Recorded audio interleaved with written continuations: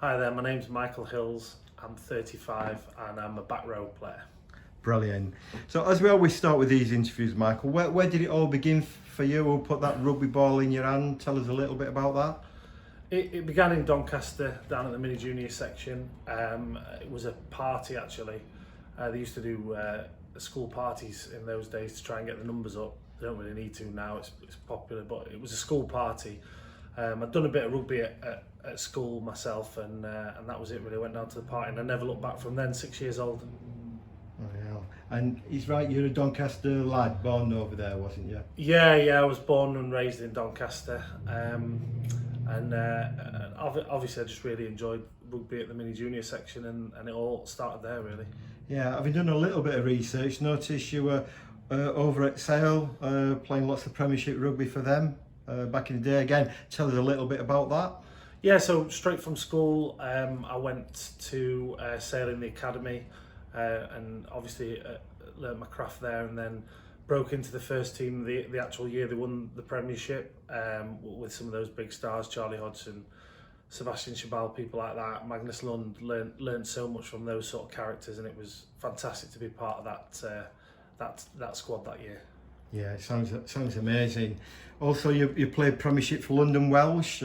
Who were the coaches there at the time, and how did that go? Well, interestingly, that year was Lynn Jones, and then I met back up with Kingsley Jones, who I was with at Sale.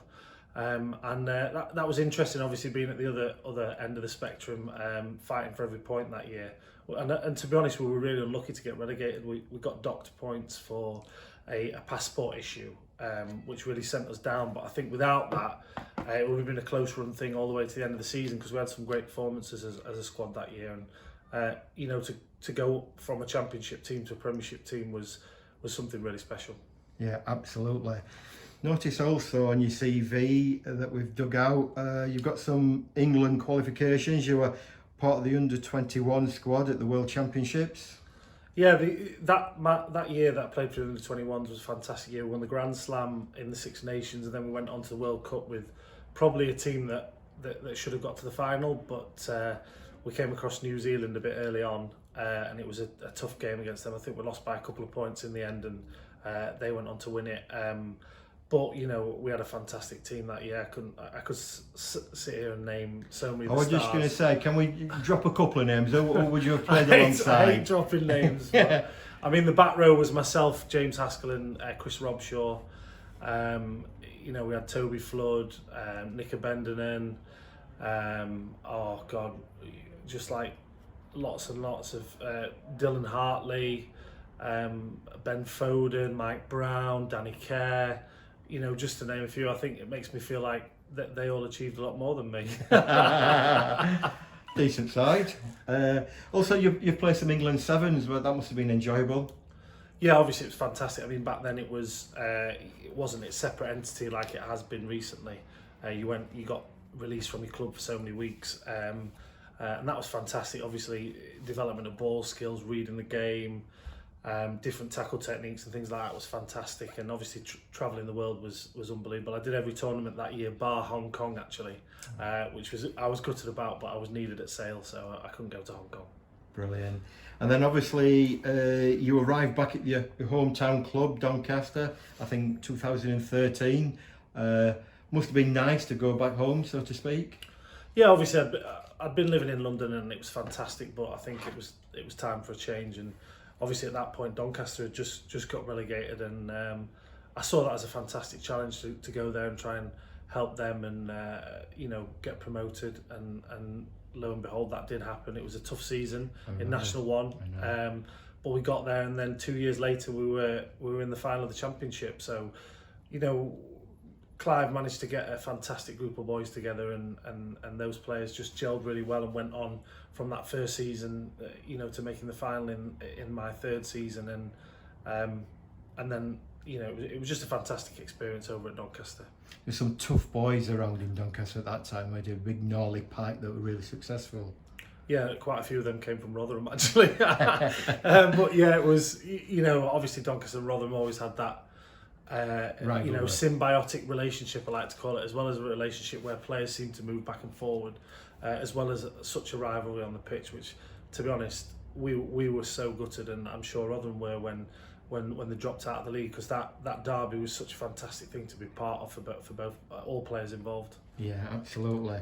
Did you play in the game where Gary Lordish managed to expertly bisect the post with the last kick of the match live on Sky? That was the year before I went. I think that was the year Doncaster went down. I think actually. It might have been Sorry, what did you say? That was exactly.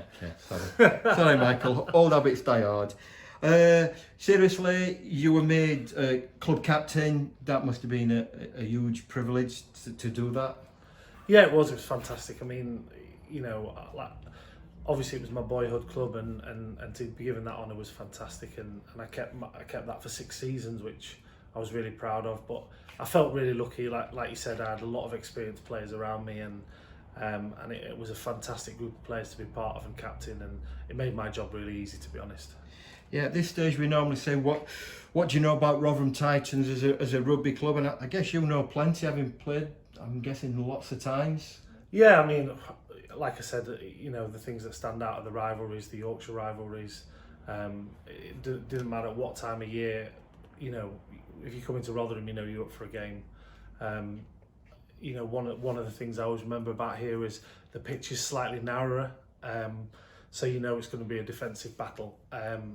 Both teams are going to come hard at each other on a more narrow pitch, and it would always be a physical affair, and something that I always relished, really. I mean, even as a young boy, I used to come here training for some of the development days and nights and evenings that would be hosted here. So I've always had a good feel of Rotherham, and trained here many times, and I've always had a link in that respect. So I do know a lot about the place. And we're going to get to the end now. How did your move then, Michael, come about to come this side of the M18, so to speak? Well, I think obviously, I'd heard that Rotherham had dropped down another league, and it was time for me to step away from professional rugby. I'm not getting any younger, but I still love the game. I still feel like I've got a lot to offer. I spoke to Steve. We had a long conversation about where Rotherham were going, what his plans were, speaking to a few other friends as well that were looking into it. I just saw it as an exciting prospect, a challenge that I think this club deserves to be in a higher league than this, and if I can come along and do the best I can and try and help out everybody else and get this club back to where it should be, then that's something that I'm excited to be part of. That's brilliant. Many thanks, Michael.